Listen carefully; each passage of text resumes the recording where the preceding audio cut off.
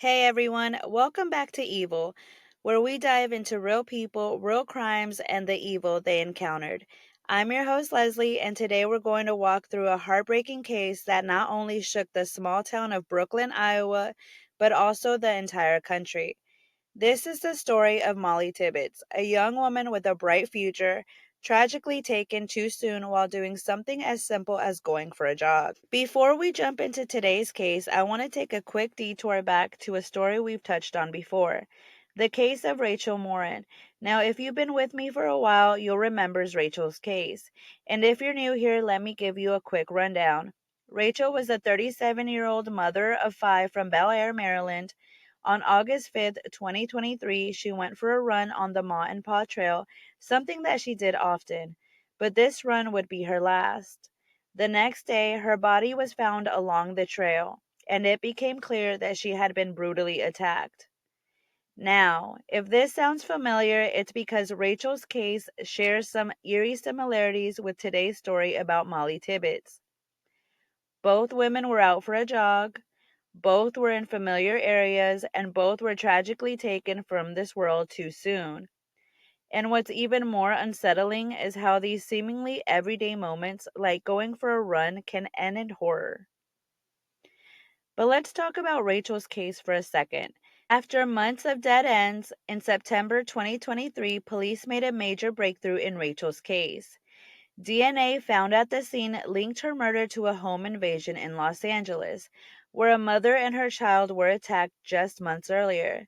This DNA match pointed police towards a suspect, Victor Martinez Hernandez. This guy, let me tell you, was no stranger to violence. Originally from El Salvador, he fled his home country after being accused of murder there and entered the U.S. illegally. Talk about a ticking time bomb. For months, he stayed under the radar, but all of that changed when investigators connected him to Rachel's case through that crucial DNA evidence. But it wasn't until June 2024, almost a year after Rachel's murder, that police finally caught up with him. Martinez Hernandez was found and arrested in Tulsa, Oklahoma. And let me tell you, that arrest wasn't exactly smooth sailing. When police approached him at a bar, he tried to give them a fake name. Classic move, right? But of course, they weren't buying it. He was arrested on the spot and is now facing charges of first-degree murder, rape, and kidnapping in Rachel's case. Authorities are confident that if he hadn't been caught, he would have gone on to hurt more people, and unfortunately, I think they're right. Rachel's case is heartbreaking, not just because of what happened, but because of how random and brutal it was. She was just out for a run, something we all do without a second thought, and she never made it home. It's a grim reminder that evil can strike when we least expect it, and it ties directly into today's episode about Mollie Tibbetts. Like Rachel, Mollie was just going about her day when she became the victim of a horrifying crime. Both women were doing something routine, something that should have been safe, and both were taken far too soon. So, with that update in mind, let's get into Mollie's case. It's a story of a young woman with so much life ahead of her, tragically taken in an instant. And just like Rachel, her case gripped a nation and brought attention to the dangers women still face today. Okay, so before we get into the grim stuff, let's talk about Mollie. Because here's the thing, Mollie Tibbetts wasn't just a headline or a hashtag. She was a real person with a life, a family, and plans. Born on May 8th, 1998, in San Francisco, California, to Rob and Laura Tibbetts, Mollie was the kind of person everyone loved to be around. When her parents divorced while she was still young, she moved to Iowa with her mom and siblings. Even with the distance between her and her dad, they stayed super close. You could tell family was everything to her. Mollie was always described as someone with a radiant smile and a personality that made people want to be around her. Friends, family, and even people who barely knew her said the same thing. Mollie was just that kind of person who brought light wherever she went. She was always the one to check in on people and make sure everyone around her was okay. She volunteered at local events, loved kids, and made an impact on anyone and everyone that was lucky enough to know her. And we need to talk about her love for running. Mollie was a cross country runner during her high school years and kept up with it even as a college student. It was something she did not just to stay fit, but because running was her way to unwind and clear her mind. At the time of her disappearance, Mollie was living in Brooklyn, Iowa. And when I say Brooklyn, I don't mean the hipster haven in New York. This Brooklyn is a tiny town of about 1,500 people. It's the kind of place where everybody knows everybody. And it was easy to think of as one of those towns where nothing bad ever happens. But Mollie's disappearance proved that even in the safest seeming places, darkness can lurk. Mollie was studying psychology at the University of Iowa and she had just finished her freshman year. She was preparing for her sophomore year and had a bright future ahead of her. During the summer, she worked at a children's day camp at Greenville Regional Medical Center, and from all accounts, she loved that job. She loved kids, loved helping them grow and learn, and you could just tell that she had a knack for connecting with them. Let's get into the night everything changed. It's July 18th, 2018, just another summer day. Mollie was staying at her boyfriend Dalton Jack's house in Brooklyn, Iowa, while he was away for work in Dubecki. The plan was simple. Mollie would stay at Dalton's place and take care of his dogs while he was away. It was around 7:30 in the evening when Mollie went out for her usual run. Nothing unusual here, right? That evening, Mollie sent Dalton a Snapchat. Just a quick message, something to let him know she was thinking about him. Everything seemed fine, just another routine jog.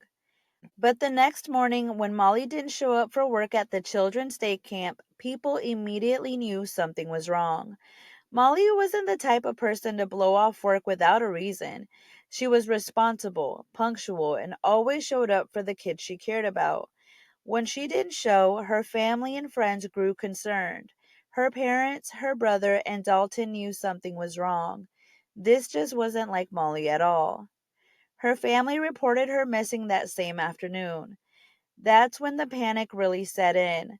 Suddenly, this small Iowa town turned into ground zero for one of the largest missing person searches the state had ever seen. People from all over the community and beyond showed up to help. Volunteers went door to door asking if anyone had seen Mollie or knew where she might have gone. People combed through fields, scoured back roads, and covered every inch of land they could think of, but still there was no sign of her. The search for Mollie Tibbetts was massive. I mean, it was one of the largest in Iowa's history. The FBI got involved. State authorities were on the case, and the community was doing everything they could to bring Mollie home. The thing is, small towns like Brooklyn, Iowa are the kind of places where everyone knows each other. It was hard for the community to believe that someone from their town could have done this. People were speculating left and right, and rumors started to fly. Was it someone local, or could a stranger have driven through town and taken Mollie? People were on edge, and rightly so. Nobody knew what had happened to her, or if they could be next. The investigation dragged on for weeks, and people started to lose hope. It was like Mollie had vanished without a trace. Even with the Fitbit data, cell phone records, and hundreds of interviews, nothing concrete was turning up. The search was exhausting, both physically and emotionally. Volunteers, law enforcement, and Mollie's family were doing everything they could, but no one could find her. That's the thing about these cases. You just don't know when or where a break will come. But eventually, that break came. Nearly a month into the investigation, investigators got their first major lead. They found surveillance footage from a local resident security camera that showed a black Chevrolet Malibu driving back and forth in that area where Mollie had been jogging. This footage changed everything. It wasn't much, just a few seconds of a car driving by, but it was enough to catch the attention of investigators. They ran the plates and traced the car back to its owner, Christian Bahina Rivera. Christian Bahina Rivera was a 24-year-old farm worker who had been living in the area for several years. He worked at Yarby Farms, a local farm near Brooklyn, Iowa, where he'd been employed since 2014. Rivera had been living under the radar for years, using the name John Budd to collect his paychecks. To his coworkers and neighbors, he was just another farm worker blending into the community. But the footage of his car placed him near the scene of Mollie's disappearance, and investigators knew they had to talk to him. When Rivera was brought in for questioning, he initially denied having anything to do with Mollie's disappearance. He told investigators that he didn't know anything about what had happened to her and claimed he had nothing to hide. But after hours of interrogation, his story started to crack. It wasn't long before Rivera confessed to following Mollie as she jogged that night. He said he saw her running along the road, and for some reason he decided to follow her in his car. According to Rivera, Mollie noticed him following her and got scared. And like, who wouldn't? That's terrifying. She threatened to call the police, which was when Rivera said something snapped. In his confession, he claimed that he blacked out after the confrontation. When he came to, he said Mollie's body was in the trunk of his car. Whether or not you believe the blackout part of his story is up to you. But what Rivera said next was undeniably chilling. Rivera led investigators to a remote cornfield in Poweshiek County, not far from Brooklyn, where he had dumped Mollie's body. He told police that after he realized what he had done, he tried to hide her under some corn stalks, hoping no one would ever find her. On August 21st, 2018, more than a month after Mollie had gone missing, investigators found her body in that cornfield, exactly where Rivera said it would be. An autopsy later confirmed that Mollie had been stabbed to death. For Mollie's family, friends, and the entire community, it was the worst possible outcome. They had held out hope for weeks that Mollie might still be alive, but now they were faced with the devastating reality that she was gone. Mollie's death left a deep scar on the town of Brooklyn and on everyone who had followed her story. The search was over, but now the fight for justice was just beginning. Rivera was arrested on August 22nd, 2018, and charged with first-degree murder. The community was in shock. People couldn't believe that someone who had been living and working among them could be capable of something so horrific. The trial, however, didn't start until May 2021, nearly 3 years later, thanks to court delays, legal motions, and the COVID-19 pandemic. But when it did start, Rivera's defense team came in swinging with one of the most bizarre stories you could imagine. Rivera's defense attorneys claimed that two masked men had forced him to help them kidnap and kill Mollie. According to this version of events, Rivera wasn't the real culprit. He was just a pawn in a much larger, more sinister plot. The defense argued that Rivera had been coerced into participating in the crime and that he wasn't responsible for what had happened to Mollie. They painted Rivera as a victim of circumstance, a man who had no choice but to comply with these mysterious masked men. Surveillance footage placed Rivera's car at the scene, and DNA evidence linked him to the crime. There was no evidence to support the defense's claim that masked men were involved, and Rivera's own statement during his confession contradicted that story. The jury saw right through the defense's arguments, and it didn't take long for them to reach a verdict. In May 2021, Rivera was found guilty of first-degree murder. The jury took just 7 hours to deliberate before deciding his fate. On August 30th, 2021, Rivera was sentenced to life in prison without the possibility of parole. Iowa doesn't have the death penalty, so this was the maximum sentence Rivera could receive. He is now serving his time at the Iowa State Penitentiary, where he will spend the rest of his life behind bars. For Mollie's family, the verdict brought a sense of closure, but it didn't erase the pain of losing her. They had spent years waiting for justice, and now they had it, but nothing could bring Mollie back.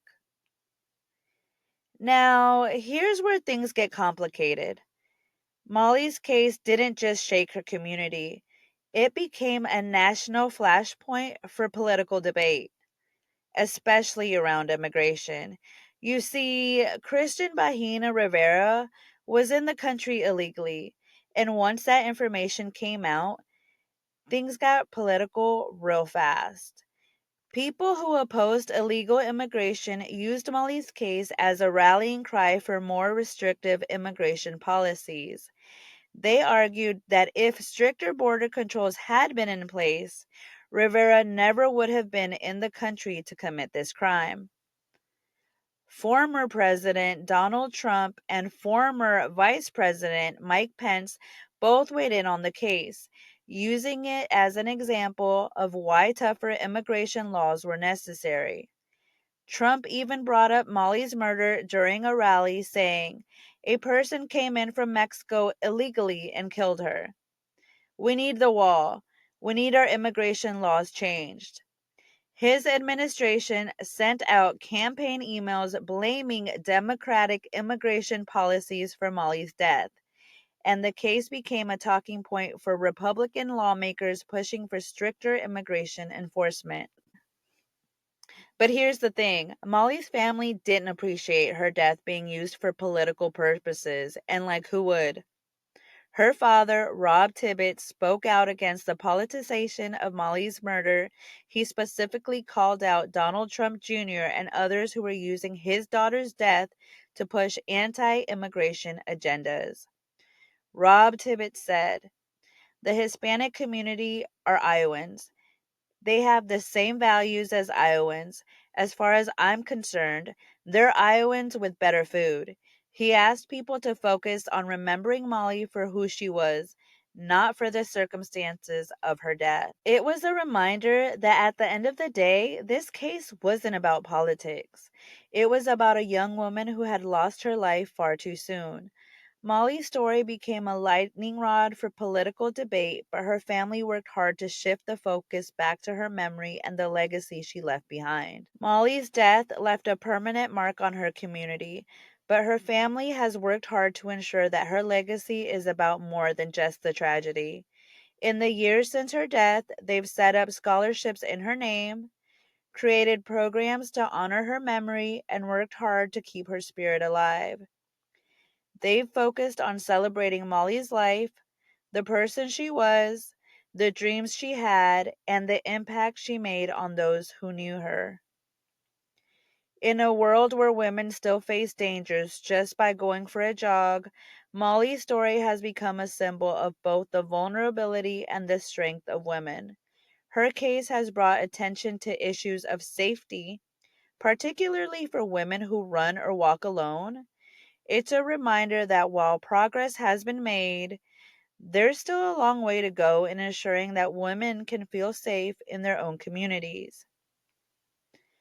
Mollie's death left a permanent scar on her community, but her family has been incredibly dedicated to ensuring that her legacy isn't defined by the tragedy alone.